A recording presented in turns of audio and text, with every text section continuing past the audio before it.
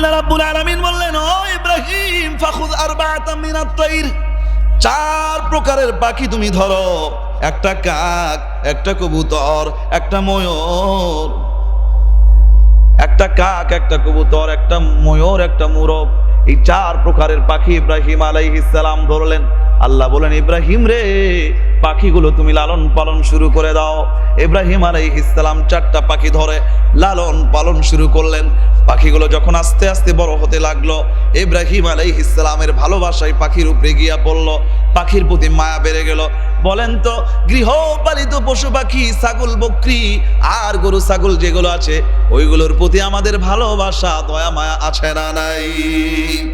এই পাখি লালন পালন করতে করতে পাখির প্রতি যখন ইব্রাহিম আলাইহিস সালামের এক প্রকারের ভালো লাগা তৈরি হয়ে গেল, আল্লাহ রাব্বুল আলামিন বললেন, ইব্রাহিম রে, এই 4 পাখি এবার তুমি জবাই করো। কি করো? আল্লাহ রাব্বুল আলামিন বলেন, ও ইব্রাহিম, 4টা পাখি তুমি জবাই করো। মোরগ জবাই করো, ময়ূর জবাই করো, কবুতর জবাই করো, ময়ূর জবাই, কাক জবাই করো, সবগুলো তুমি জবাই করো। ইব্রাহিম আলাইহিস সালাম মনের মধ্যে একটু কষ্ট, এত কষ্ট যত্ন করে পাখিগুলো লালন পালন করলাম, এখন আল্লাহ তাআলা আমাকে আবার এগুলো জবাই করতে বললেন। কিন্তু আল্লাহর হুকুমের কাছে তো নবীরা মাথা নত করে দেয়, বিন্দু পরিমাণ দেরি করে না। আল্লাহ যেই হুকুম করেছেন ইব্রাহিম আলাইহিস সালাম বিন্দু পরিমাণ দেরি করে নাই, 4টা পাখিকে জবাই করে ফেললেন। আল্লাহ বলেন, ও ইব্রাহিম, 4টা পাখি জবাই করেছ? ইব্রাহিম আলাইহিস সালাম বলে, হ্যাঁ আল্লাহ, 4 পাখি আমি জবাই করেছি। আল্লাহ বলেন, 4 টুকরা করো, গোশতগুলো আলাদা করো, হাড্ডিগুলো আলাদা করো, নাড়ি বুড়িগুলো আলাদা করো, আর চামড়া পশমগুলো আলাদা করো। 4 টুকরা করো, 4টা টুকরা 4টা পাহাড়ে রেখে দাও। 4 টুকরা অংশ 4টা পাহাড়ে রেখে দাও। আল্লাহ তাআলার কথা মতো ইব্রাহিম আলাইহিস সালাম 4 পাখি জবাই করে 4টা টুকরা করে 4টা পাহাড়ের মধ্যে রেখে দিলেন। 4টা পাহাড়ে যখন রেখে দিলেন, আমার আল্লাহ বলেন, ও ইব্রাহিম, তুমি দেখতে চেয়েছো মরণের পর আমি আল্লাহ কেমনে জীবিত করি, তুমি না এটা দেখতে চেয়েছো, এবার আমি আল্লাহ তোমাকে সেই দৃশ্য দেখাবো। আল্লাহ বলে, ইব্রাহিম রে, এবার তুমি তোমার মোরগের নাম ধরে ডাক দাও, তুমি তোমার ময়ূরের নাম ধরে ডাক দাও, তুমি তোমার কাকের নাম ধরে ডাক দাও, তুমি তোমার কবুতরের নাম ধরে ডাক দাও। আল্লাহর কথা মতো ইব্রাহিম আলাইহিস সালাম যেই নাম ধরে ডাকা শুরু করেছেন, ও মোরগ, ও ময়ূর, ও কাক, ও কবুতর, ইব্রাহিম আলাইহিস সালাম যেই ডাকা শুরু করেছেন, হাড্ডির সাথে হাড্ডি লেগে যাচ্ছে, চোখের সামনে হাড্ডির সাথে হাড্ডি লেগে যাচ্ছে, নারী বুড়ি জায়গাগুলো যেই জায়গায় থাকার জায়গা সেই জায়গায় চলে যাচ্ছে, উপরে চামড়ার লেভেল হয়ে গেল, উপরে নারী পশম হয়ে গেল। এবার তাজা মোরগ হয়ে, তাজা কাক হয়ে, তাজা কবুতর হয়ে দৌড়ায়া দৌড়ায়া 4টা পাখি ইব্রাহিম আলাইহিস সালামের সামনে এসে উপস্থিত হয়ে গেল। আল্লাহ বলছেন, সুম্মা দুহুন্না ইয়াতিনাকা সায়া।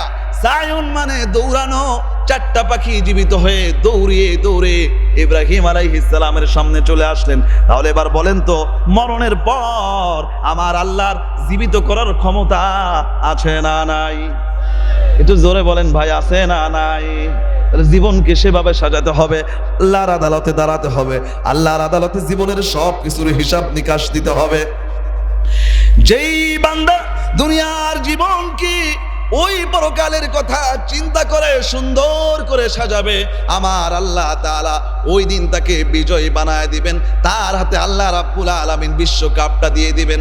আল্লাহ রাব্বুল আলামিন তার হাতে একবারে বড় পুরস্কারটা দিয়ে দিবেন। ওই পুরস্কারের নাম হলো জান্নাত। এবার বলেন তো, জান্নাতে যাওয়া আমাদের দরকার আছে না নাই? জান্নাতে যেতে যান যারা, ডান হাত তুলে দেখান তারা, লিল্লাহে তাকবীর। এবার আসুন, হজ শব্দের অর্থ কি? আল হাজ্জু আল কসদু আন নিয়তু আল ইরাদাতু। হজ শব্দের অর্থ হচ্ছে দৃঢ় সংকল্প করা, কঠিন থেকে কঠিন নিয়াত করা। কারণ হজ যেন তেন নিয়াতে কেউ করতে পারে না। যত ইবাদত আছে তার মধ্যে মানুষ সবচেয়ে বেশি অবহেলা করে হজের ক্ষেত্রে।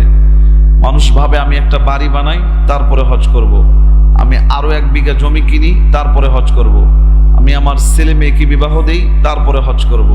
এভাবে করতে করতে হজকে মানুষ পিছিয়ে দেয়। সঠিক সময়ে হজ করতে চায় না, অথচ রাসূল করিম সাল্লাল্লাহু আলাইহি ওয়াসাল্লাম বলেছেন তাআজ্জালুল হজ, হজকে তোমরা দ্রুত করো। কারণ কখন তুমি অসুস্থ হয়ে যাবে, কখন তোমার সম্পদ শেষ হয়ে যাবে, এটা তো তুমি জানো না। আমরা কখন অসুস্থ হব আমরা কেউ জানি? কথা বলেন, জানি? আমাদের ধন সম্পত্তি কখন ধ্বংস হয়ে যাবে আমরা কেউ জানি?